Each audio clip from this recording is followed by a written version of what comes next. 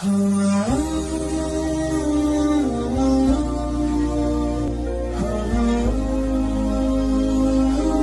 puasa di tahun-tahun yang lalu, kemudian kita mengkodonya di bulan Syawal, apakah boleh digabungkan niatnya dengan puasa Syawal? Baik.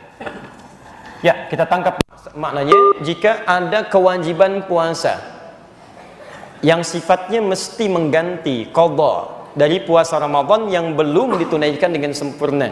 Seperti perempuan yang datang masa haidnya saat Ramadan, kemudian telah tuntas masa Ramadannya, masuk ke Syawal, dihadapkan pada situasi antara memilih dia mengerjakan puasa sunnahnya atau mendahulukan qadhanya. Mana yang harus didahulukan di sini?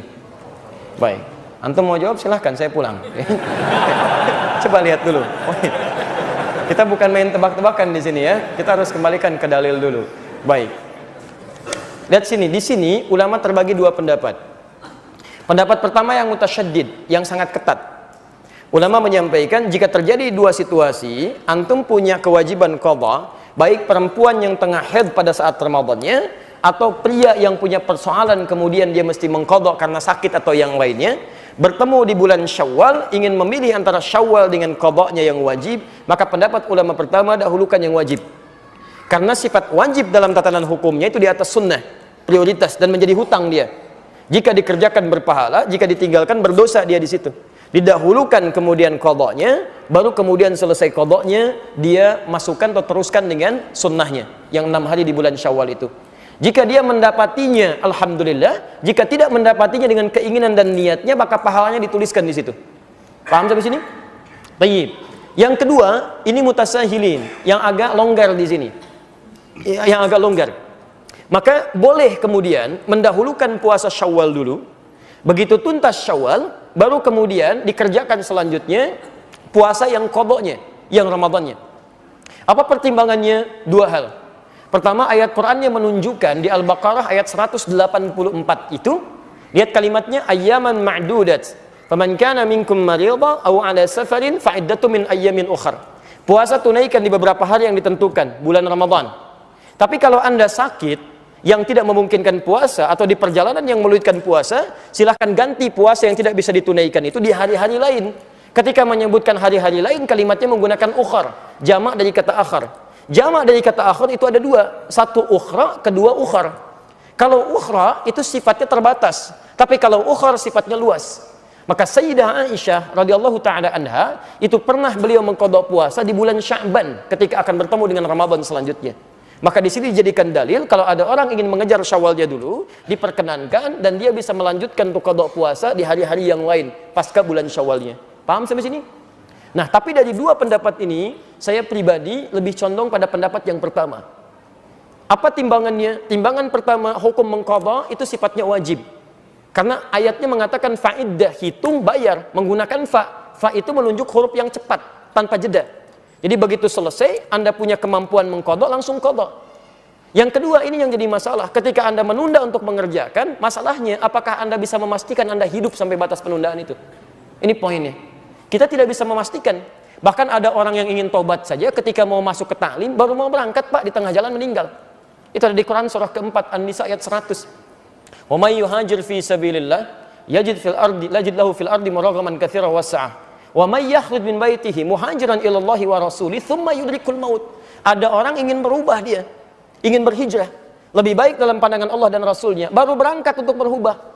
Ya, dalam masa lalu itu maaf ada yang sampai bunuh 100 orang, pernah mabuk, pernah berzina, dia pengen berubah. Lalu dia berangkat ke majelis ilmu, ingin merubah dirinya. Ada sentuhan dalam dirinya. Tiba-tiba belum sampai ke majelis ilmu, di tengah jalan dia meninggal. Jaraknya cuma sejengkal. Lebih panjang ke tempat tujuannya. Maka Masya Allah, pahalanya dituliskan oleh Allah, surga baginya. Faqad waqa'a ajruhu 'ala Allah. Berangkatnya dihitung sebagai tobatnya, langkahnya dihitung sebagai ikhtiarnya, maka dituliskan pahalanya. Faqad waqa'a ajruhu 'ala Allah. Anda bisa kebayang nggak? Pernah bunuh 100 orang, sering berbuat maksiat, dari mabuk macam-macam. Dia pengen tobat. Dia berubah, belum sampai ke majelis ilmu, diampuni dosanya, dia meninggal dunia. Nah, syahidnya, mohon maaf, kaitan dengan kita pembahasannya adalah, lihat kalimatnya, jika orang ini saja tidak bisa memastikan kapan dia wafat, maka bagaimana dengan Anda yang berinisiatif untuk menunda qadhanya? Apakah Anda bisa memastikan Anda hidup sampai selamanya? Belum tentu. Tapi poin keduanya, jika orang pernah bunuh 100 orang saja dia pengen berubah, Allah menjamin dengan surga, maka bagaimana dengan Anda yang nggak pernah bunuh orang, nggak pernah Anda mabuk sebanyak orang tadi, nggak pernah bermaksiat seperti orang tadi? Masa sih nggak ada waktu bagi Anda untuk berubah? Dan Anda sudah sampai ke majelis ilmu, dia dapat surga, kenapa Anda nggak dapat? Maka saya ajak semuanya, ayo, yang pernah bunuh orang, pernah bacok orang, pernah lukai orang, pernah macam-macam orang, tiba saatnya Anda berubah. Anda mau sampai kapan lagi begitu? Kalau dengan keterangan ini, dengan contoh ayat tadi, dengan kisahnya, belum menyentuh Anda berubah, mau sampai kapan seperti itu? Kalau Anda ingin bertahan dalam keburukan, maaf, Anda tertinggal. Fir'aun lebih duluan dibandingkan Anda. Lebih jagoan, dan dia lebih hebat dibanding Anda. Punya bala tentara, pernah mengaku Tuhan, pasukannya dahsyat. Anda siapa? Tidak lebih buruk dibandingkan Fir'aun. Dan Anda punya peluang untuk berubah. Anda pernah jadi pemabuk? Ayo, sekarang saatnya berubah. Anda pernah bermaksiat? Sekarang saatnya berubah. Mumpung ada kesempatan. Dan tidak semua orang soleh sekarang bukan berarti masa lalunya pun baik. Ingat pesan saya, tidak semua ikan yang gemuk berisi daging seluruhnya, pasti ada tulangnya. Seperti halnya ikan kurus akan selalu punya dagingnya. Saya pun jangan dianggap soleh. Menurut Allah barangkali aibnya ditutup saja sehingga tidak tampak dalam pandangan Anda. Hanya kita berubah. Ya, dan kesolehan itu tidak diukur dengan selalu harus dekat dengan persoalan agama. Mungkin Anda jadi pengusaha yang soleh, manfaatkan harta Anda untuk meraih surga Anda. Anda punya kedudukan, jadilah punya kedudukan yang saleh. Manfaatkan jabatan Anda untuk surga Anda dan sebagainya. Itu yang coba kita kedepankan dalam kebaikan. Jadi singkatnya jawaban untuk Anda, silahkan Anda bisa lakukan. Qadha itu bukan bisa tapi harus. Bukan boleh tapi harus. Jadi begitu masuk Syawal, saran saya bayar dulu qadha Anda. Setelah selesai baru kemudian Anda kerjakan bagian dari puasa Syawalnya jika itu memang masih ada kesempatan untuk menunaikannya. Jika tidak maka niatkan sebagaimana Anda puasa. Mohonkan kepada Allah, ya Allah, saya menginginkan untuk menunaikan puasa Syawal dan saya punya kewajiban untuk qadha. Mohon berikan kemuliaan ya Allah seperti Engkau berikan kemuliaan kepada orang-orang yang telah mengerjakannya. Dan mohon mudahkan orang-orang yang puasa Syawal sekarang ya Allah seperti Engkau mudahkan orang-orang puasa saat Ramadannya. Begitu mereka puasa karena doa Anda mudah dan ringan, maka Anda mendapatkan bagian dari pahalanya. Paham sampai sini? Jadi coba cari peluang pahala. Walaupun Anda tidak mengerjakannya, tapi Anda mencoba menitipkan bagian kebaikannya. Ibu sedang haid, tidak bisa puasa Syawal, tapi kan tidak menghambat ibu untuk mendoakan pada akhwat yang sedang puasa, supaya mereka mudah puasanya, supaya mereka diringankan beramal soleh. Begitu mereka ringan amal soleh karena doa Anda dapat bagian pahalanya. Dan itu yang tidak ketahuan, mungkin itu yang meringankan kita di akhirat nanti dari kesalahan kita dan memberikan beban berat kita ketika ditimbang di mizan. Semoga Allah Subhanahu wa taala memuliakan Anda yang bertanya tadi dan memudahkan bagi Anda dari Allah Subhanahu wa taala untuk nyaman dalam menunaikan ibadahnya. Baik, teman-teman sekalian, karena ini baru pertemuan pertama jumpa kita, barangkali kita tidak lama membahas persoalan-persoalan seputar Syawal. Nanti insya Allah pertanyaan-pertanyaan yang masuk selanjutnya kita jawab di pertemuan yang akan datang. Saya ingin sampaikan dulu tentang hal yang penting, yang ini jadi koreksi kita semua. Bapak dan Ibu sekalian dan pemirsa dimanapun Anda berada, ada satu hal lagi yang penting.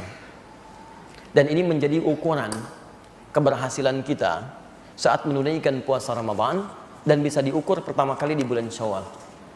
Ayatnya ada di Al-Baqarah, ayat 185. Ketika Allah menyampaikan syahrul Ramadan alladzi unzila fihi al-Qur'an hudan lin-nas wa bayyinatin minal huda wal furqan faman syahida minkum asy-syahra falyasum wa man kana maridan aw 'ala safarin fa 'iddatun min ayyamin ukhra yuridu Allahu bikumul yusra wa la yuridu bikumul. Lihat kalimatnya di sini, selesai Ramadan. Walitukmilul 'iddah, supaya Anda sempurnakan jumlah bilangan puasa itu. Yang menarik fokus di sini.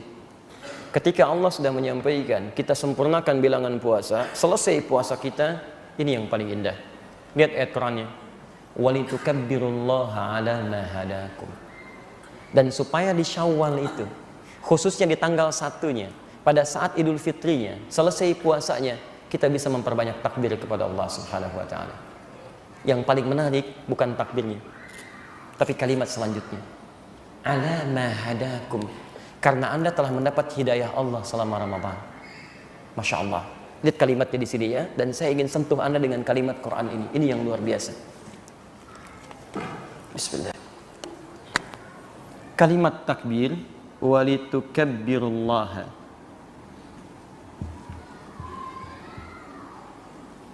Walitukabbirullaha. Ini poinnya. Ala ma hadakum.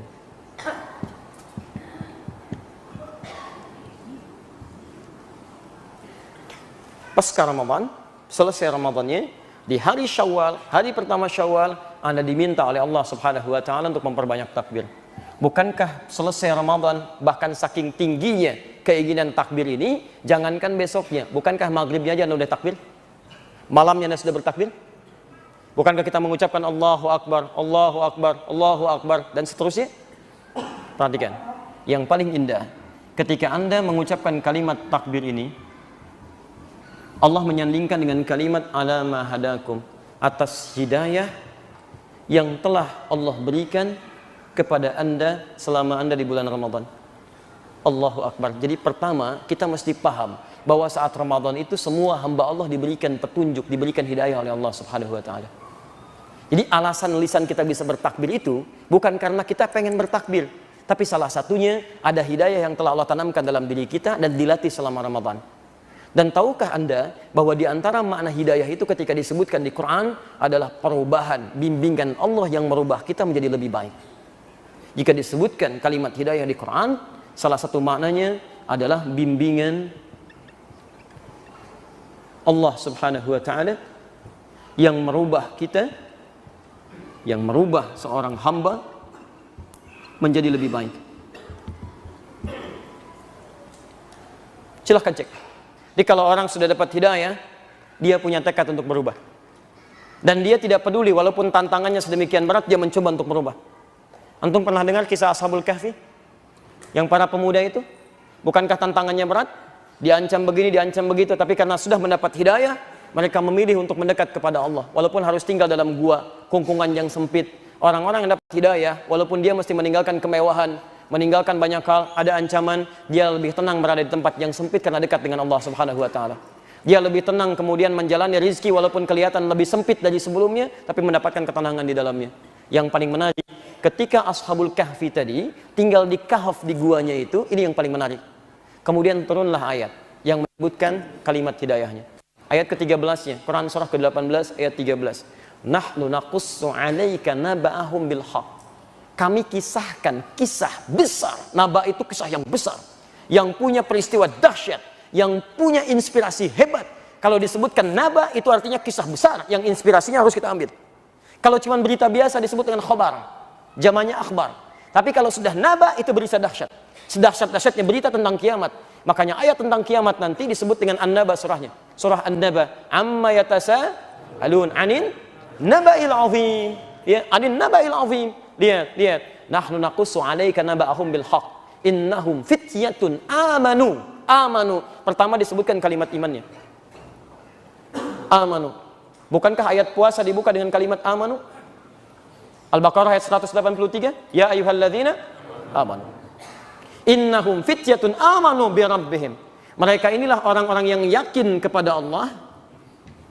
Lihat, ketika mereka yakin dekat dengan Allah, apa yang diberikan? Allah bukan berikan materi, bukan berikan kedudukan, tapi Allahu Akbar. Wazidnahum huda. Kami tambahkan hidayah. Wazidnahum huda. Huda itu jamak dari kata hidayah, jamaknya hudan. Perhatikan teman-teman sekalian, zidnahum huda. Ini. Jadi ketika Allah cinta pada seorang hamba, sayang dengan seorang hamba, maka yang Allah berikan pertama kali itu bukan dunia, tapi Allah berikan hidayah. Allah berikan hidayah. Jadi ketika kita saat Ramadan diberikan oleh Allah hidayah, diberikan hidayah, Allahu Akbar, itu tandanya Allah masih sayang dengan kita. Dan di antara bentuk hudan itu ibadah turunannya. Lihat tafsirannya Al-Baqarah ayat 2 sampai dengan ayat 5. Dzalikal kitabul la raiba fih. Kemudian hudan lil muttaqin. Apa yang jadi hudan? Quran. Bukankah di Ramadan kita baca Al-Quran? Bukankah di Ramadan kita membahas Al-Quran? Bukankah tiap malam kita dengar kultum yang bersumber dari Al-Quran? Ditafsirkan kemudian, disampaikan kemudian. Bukankah Quran disebut dengan hudan? Syahrul Ramadan alladzi unzila fihil Quran. Hudan. Ini selama Ramadan, tanpa kita sadari, ternyata Allah turunkan rahmatnya, Allah bimbing kita untuk berubah. Antum sebelum Ramadan, jangankan sholat sunnah, sholat fardu kadang-kadang tertinggal, perasaan masih biasa. Begitu Ramadan, jangankan fardu, ketinggalan sunnah sudah gelisah. Bukankah antum ketinggalan tarawih, nggak tenang tidurnya? Itu kan sunnah. Maka pertanyaan Qur'annya, izin ya, pertanyaan Qur'annya, kalau Allah sudah berikan antum hidayah, sampai lisan antum bisa mengucapkan kalimat takbir, pembuka hidayah, maka apakah dengan semua nikmat itu belum mampu mendorong kita untuk berubah? Itu poinnya. sampai kapan gitu kan? Ini Allah sudah mudahkan, dan ini nggak mudah loh. Bisa mengucapkan kalimat Allah Akbar itu nggak mudah. Demi Allah saya katakan, nggak mudah. Sedahsyat-dahsyatnya Fir'aun, nggak bisa dia mengucapkan itu. Silakan antum lihat kisah Fir'aun. Quran surah ke-20 ayat 43 sampai 44. Itu Fir'aun tuh orang paling jahat di muka bumi yang disebutkan di Quran. Hobinya itu bunuh orang. Yang dibunuh bukan orang biasa, bayi Pak. Bayi. Quran surah 2 ayat 49.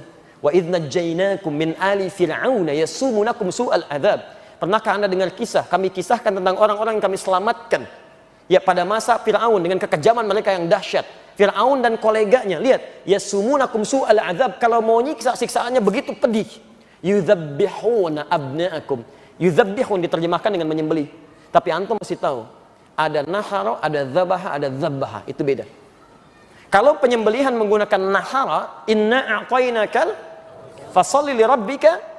Nah, wanhar itu nyembelih kurban, yang disembelih itu unta. Kalau nahara itu sembelihan untuk unta, karena saat disembelih dia tidak dijatuhkan. Nahara itu menyembelih yang hewannya tidak dijatuhkan, langsung seketika saat berdirinya.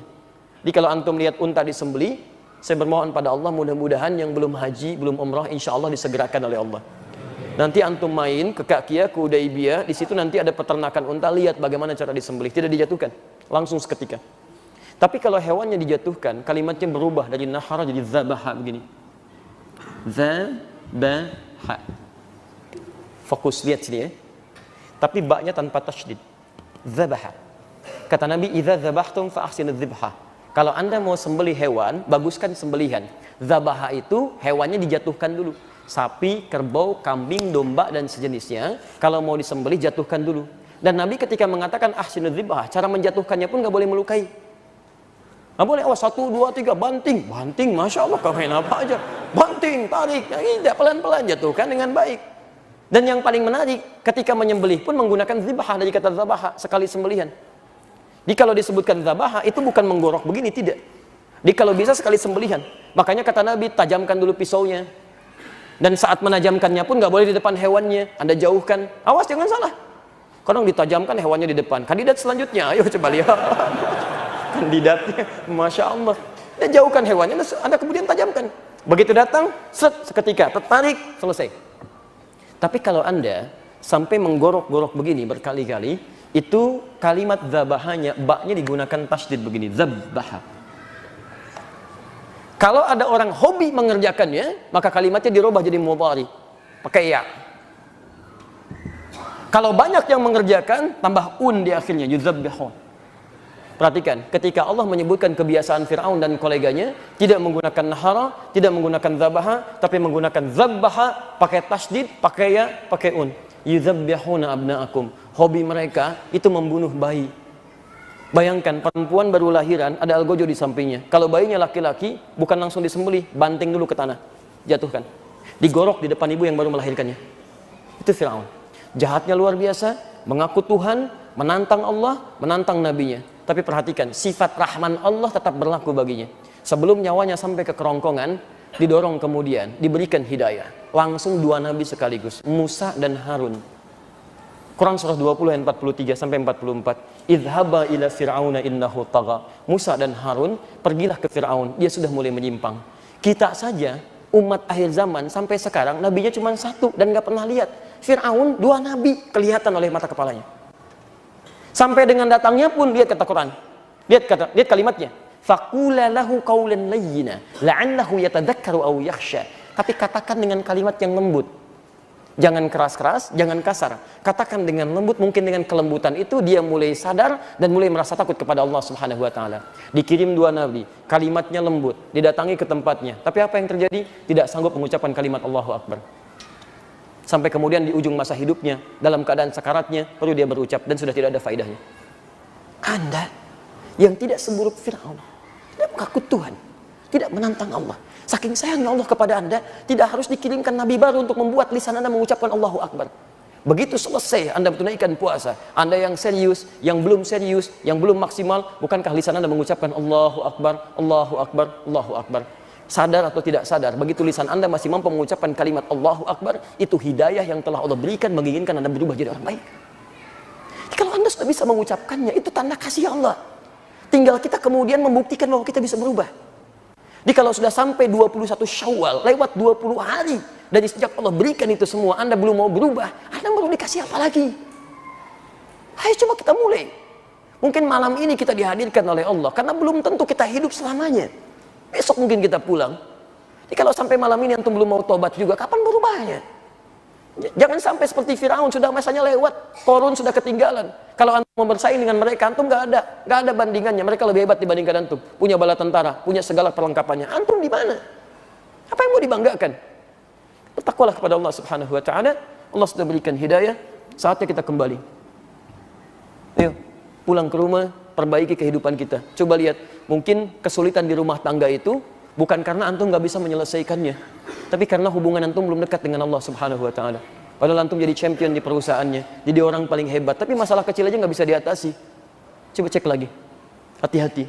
Nah teman-teman sekalian, saya ingin berikan inspirasi. Masa kita yang sudah lama berislam, dalam kebaikan, kita nggak mau berubah? Di antara makna hidayah adalah Quran. Di antara makna hidayah adalah ibadah. Di antara makna hidayah adalah mendengarkan kalimat-kalimat yang baik, ta'lim dan sebagainya, dan berubah pada hidup kita. Saya mau tunjukkan pada Anda, kalau Anda serius untuk berubah, sangat mudah bagi Allah membuat Anda lebih mudah untuk mengenali agama Anda.